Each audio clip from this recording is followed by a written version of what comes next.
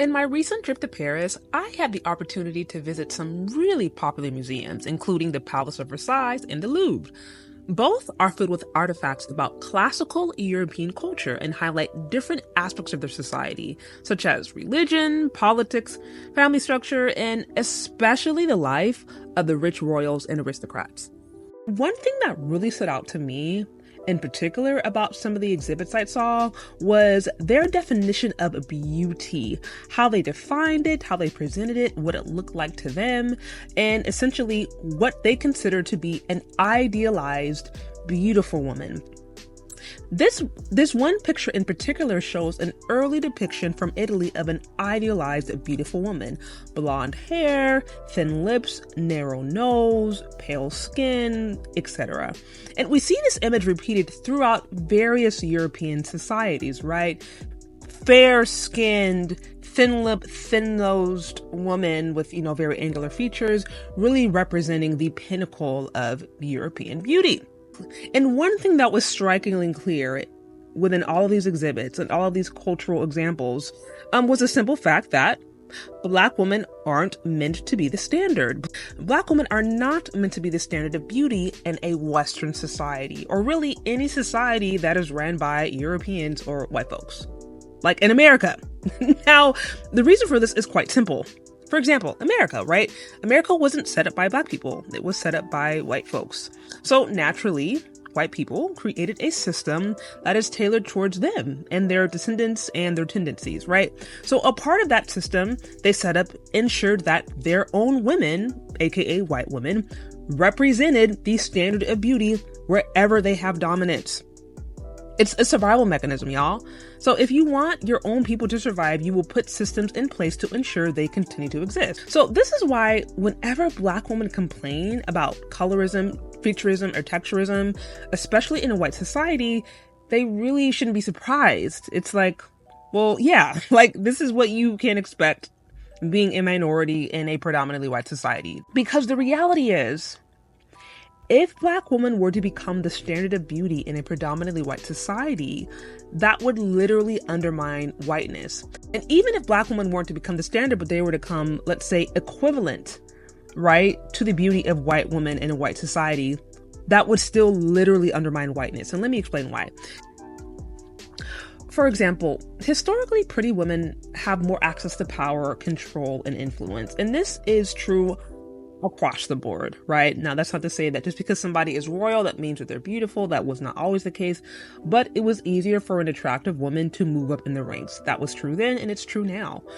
So if Black women were to become the standard of beauty in a white-dominated, white-ran society, and Black women started to marry the rich and powerful and successful white men across these different industries, over time, whiteness would cease to exist, or at least they would lose power, because you have to understand marriage, especially among the elite, has always been about a transference of power, has always been about a transference of wealth.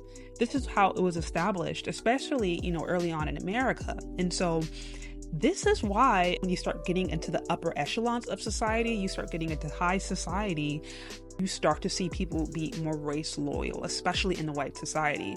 So it's not to say that you don't see interracial relationships or marriage. You absolutely do. But it is a lot less common among the elite class. And then when it does happen, it is not done without a ton of scrutiny. Look, for example, Meghan Markle and her marriage to Prince Harry. And there's a reason for that, because the white elite and the people in power want to maintain power. And they generally ensure that they maintain power by passing their wealth down to people within their culture.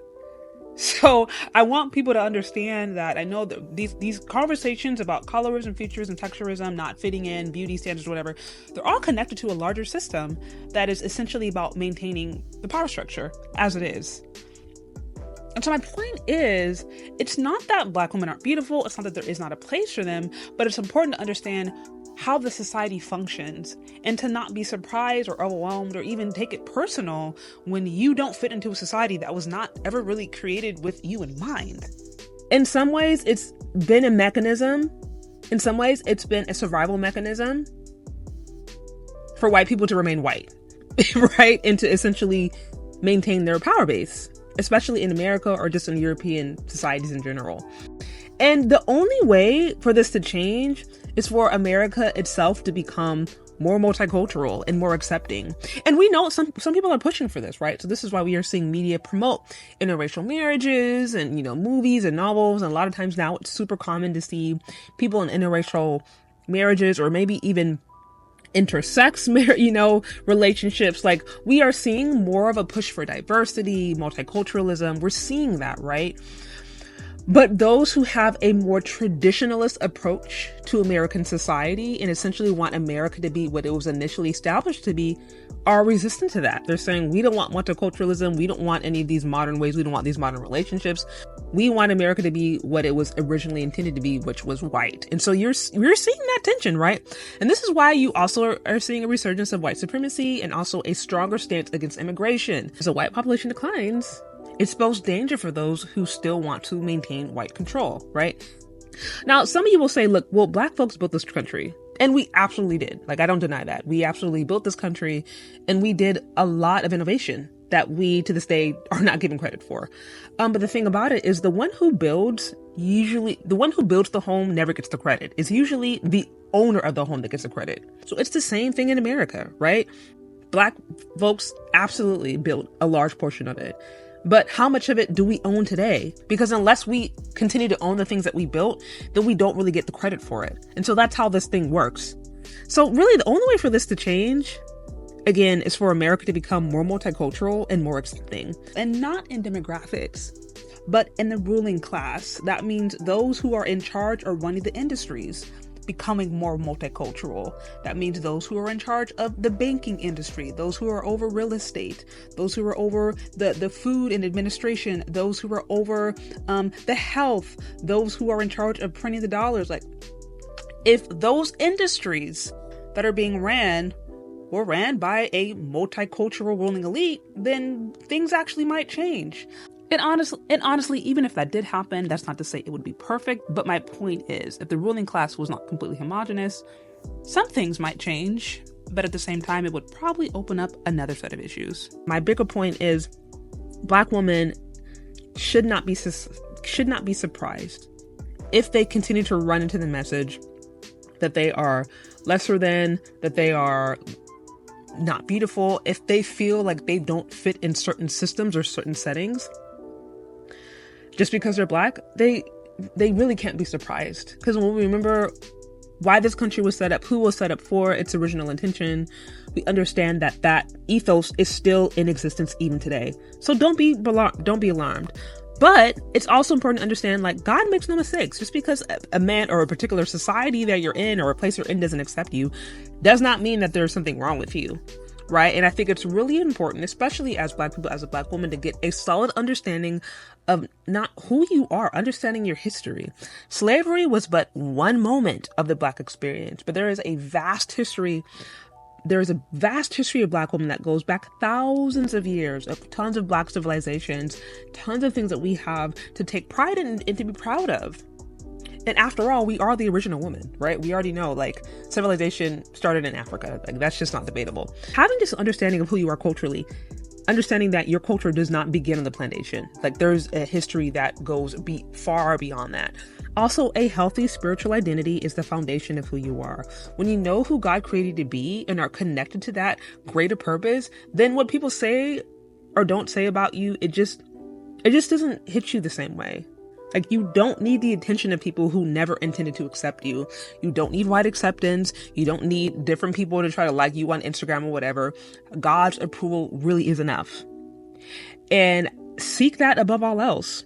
Because if you don't do that and you're only looking to society to try to affirm you, or only looking to society or trends, you will be disappointed. Especially if you were a Black girl, a dark-skinned Black girl in a white society. You're not going to fit in. Like, you're somewhere in there's going to be some dissonance. Okay? But the great thing about all of this, right, is that the world is vast and wide. Like, there is a space for you. This is why I love to travel. This is why I love to go to different places. I get to recognize that there are many different places, cultures, expressions, and that there's a place for everybody to belong. So just because you're not accepted in a particular place does not mean you do not belong. It does not mean that there is not a place for you. For you, the space that's meant for you, it may not even be racial. It could be social. It could be spiritual. But there's a place for everybody to exist. That's my bigger point. So being a Black woman is not a mistake. Like, it is not a mistake. Although you may live in a society, if you're in the West, if you're in America or whatever, if you're in a predominantly white society, you might get the message that there's something wrong with you. There's absolutely not. You just have to be realistic about what that means. But when you understand who you are culturally, right? When you understand the potential, when you understand who God created you to be, ultimately, then none of that stuff matters. It doesn't rub you the same way, and you don't waste your time trying to look for acceptance from people who never intend to accept you. You just don't. But anyways, what do you think? Do you agree? Do you disagree? Let me know. Leave your questions, comments, concerns in the comment section below.